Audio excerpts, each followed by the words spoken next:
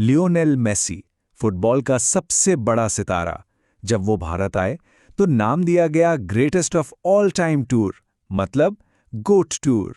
पर सवाल यह है कि क्या ये टूर वाकई फुटबॉल के जश्न के लिए याद किया जाता है या फिर ये किसी और ही चीज का सिंबल बन गया। चलिए पता लगाते हैं इस पूरी कहानी में। जरा सोचिए, भारत का सबसे बड़ा स्टेडियम खचाखच भरा हुआ है, 85,000 से ज्यादा जुनूनी फैंस सिर्फ एक झलक पाने के लिए अपने हीरो की। पर यहां कहानी में एक ऐसा ट्विस्ट आया जिसकी किसी ने उम्मीद नहीं की थी। उन्हें मेस्सी तो नहीं दिखे, पर हां उनकी जगह नेताओं और वीआईपी की एक चलती फिरती दीवार जरूर दिख गई। और बस यहीं से जो जश्न का माहौल था वो एक बहुत बड़े विवाद में बदल गया। तो हुआ क्या था, चलिए कहानी को एकदम शुरू से समझते हैं। टूर का पहला स्टॉप था कोलकाता। अब कोलकाता वो शहर है जो फुटबॉल के लिए जीता है, फुटबॉल में सांस लेता है। तो आप अंदाजा लगा सकते हैं कि वहां माहौल कैसा होगा। उत्साह एकदम चरम पर था।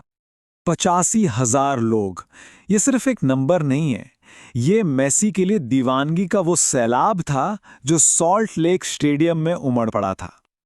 और फैंस ने इसके लिए बहुत बड़ी कीमत चुकाई थी। कुछ लोगों ने तो अपनी शादी तक पोस्टपोन कर दी थी। टिकट की कीमत 12,000 रुपए, यानी करीब $130 तक थी। सोचिए, कई लोगों के लिए तो ये उनके हफ्ते भर की कमाई से भी ज्यादा था। सिर्फ फैंस ही नहीं, शहर ने भी अपना प्यार दिखाने में कोई कसर नहीं छोड़ी। मेसी की 70 फीट ऊंची एक बहुत बड़ी मूर्ति लगाई गई। मतलब स्वागत ऐसा था जैसे कोई बादशाह आ रहा हो। तो हजारों लोगों के लिए ये किसी सपने के सच होने जैसा था। अपने हीरो को अपनी आंखों से देखने का एक ऐसा मौका जो शायद जिंदगी में दोबारा न मिलता। लेकिन ये सपना पलक झपकते ही टूट गया। जो एक ऐतिहासिक पल बनना था, वो मायूसी और हंगामे के एक काले साए में घिर गया। उम्मीद थी कि मेसी का एक साफ नजारा दिखेगा, पर हकीकत क्या थी? हकीकत ये थी कि मेसी के आगे राजनेताओं, अधिकारियों और उनके फोन्स की एक ऐसी दीवार खड़ी थी कि कुछ दिखना ही मुमकिन नहीं था। और फिर भीड़ का गुस्सा भड़क उठा। एक फैन ने चिल्लाकर कहा, हम उन्हें देख भी नहीं पाए, हमें रिफंड चाहिए। और ये एक आवाज नहीं थी, ये उन हजारों लोगों का दर्द था जिन्हें लगा कि उनके साथ धोखा हुआ है। और इसके बाद तो हालात और भी तेजी से बिगड़े। मेसी स्टेज पर आए, किसी को ठीक से दिखे नहीं और 10 मिनट के अंदर वहां से चले भी गए। नतीजा, भयंकर गुस्सा, कुर्सियां उखाड़ी गईं और तोड़फोड़ हुई। पर रुकिए, ये कहानी सिर्फ कलकत्ता में खत्म नहीं हुई। जैसे जैसे ये टूर आगे बढ़ा, एक अजीब सा पैटर्न साफ दिखने लगा। एक ऐसा पैटर्न जिसका फुटबॉल से तो दूर दूर तक कोई लेना देना नहीं था। जैसे हैदराबाद में सरकार ने नेताओं के फोटो खिंचवाने के लिए करोड़ों खर्च कर दिए। फिर मुंबई में फिल्मी सितारों को स्टेज पर बुलाया गया, जिस पर फैंस ने खूब हूटिंग की। मतलब हर शहर में कहानी एक जैसी थी। फोकस फुटबॉल या फैंस पर नहीं, सिर्फ तस्वीरों पर था। और जानते हैं इस टूर को क्या नाम दिया गया? Selfie Olympics. और ये नाम बिल्कुल परफेक्ट था, क्योंकि ये इवेंट फुटबॉल के बारे में कम और वीआईपी के अपने रुतबे की नुमाइश के बारे में ज्यादा बन गया था। तो सवाल ये उठता है कि आखिर ऐसा हुआ क्यों?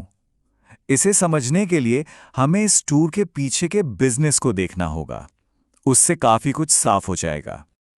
लेकिन एक सबसे बड़ा सवाल अभी भी बाकी है। भारत में फुटबॉल को लेकर इतनी दीवानगी है, फिर भी मेसी ने एक भी मैच क्यों नहीं खेला? इसका जवाब पैसों में छिपा है। रिपोर्ट्स की माने तो मेसी के सिर्फ बाएं पैर का इंश्योरेंस $900 मिलियन का है। जी हां, सही सुना आपने, $900 मिलियन। अब सोचिए, इतनी बड़ी फाइनेंशियल एसेट को कोई एक फ्रेंडली मैच में रिस्क पर क्यों डालेगा? साफ है, ये टूर कभी फुटबॉल खेलने के लिए था ही नहीं। और मजे की बात देखिए, मेसी खुद भी इन सब तामझाम से ज्यादा फुटबॉल को पसंद करते हैं। पूरे टूर में वो सबसे ज्यादा खुश बस तभी दिखे जब उन्हें बिना किसी प्रेस रिलीज या कैमरे के बस एक फुटबॉल मिल गई। तो आखिर में इस पूरी कहानी से हमें क्या सबक मिलता है? और इसका जवाब काफी गहरा है। पहली बात तो ये कि ये टूर मेसी के बारे में था ही नहीं। सच तो ये है कि दुनिया के सबसे बड़े फुटबॉलर को असल स्पॉटलाइट मिली ही नहीं। बल्कि इस टूर ने स्पॉटलाइट डाली भारत के अपने वीआईपी कल्चर पर। एक ऐसा कल्चर जहां ताकत और रुतबे का दिखावा असल इवेंट पर ही भारी पड़ जाता है। और एक लाइन है जो इस पूरी कहानी को समेट देती है, वो ये कि भारत में गोट भी वीआईपी की भीड़ में खो सकता है। और ये हमें एक बहुत बड़े सवाल के साथ छोड़ जाता है। जब कोई देश किसी ग्लोबल आइकॉन को होस्ट करता है तो वो इवेंट असल में होता किसके लिए है? उन लाखों फैंस के लिए, उस आइकॉन के लिए, या फिर सिर्फ उन गिने चुने लोगों के लिए जो स्पॉटलाइट में रहना चाहते हैं? ये एक ऐसा सवाल है जिस पर सोचना बहुत ज़रूरी है।